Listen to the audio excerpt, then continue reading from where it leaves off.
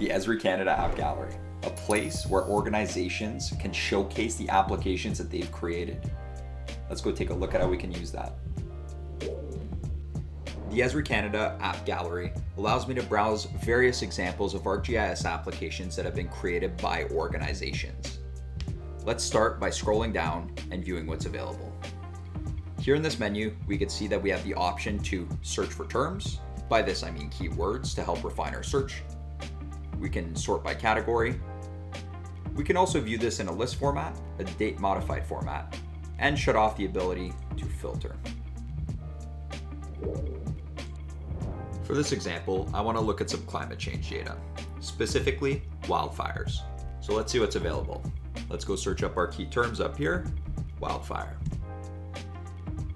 Here I can see there's various different applications that have been created, and if there's a longer list than this, I can go ahead and filter and search up by application and see what's available, by author, industry, language, location, and open data.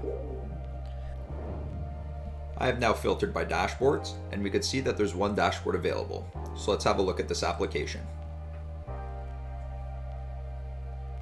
Here I can see an application that's been created by Alberta to showcase the wildfire status specifically within that province. If there's an application that you've created that you would like included within the Esri Canada ArcGIS Apps Gallery, you can go ahead and go back to the main page and simply scroll down to the bottom and fill out this survey. This survey is going to ask you for all the necessary information that we need to be able to include it within the app gallery.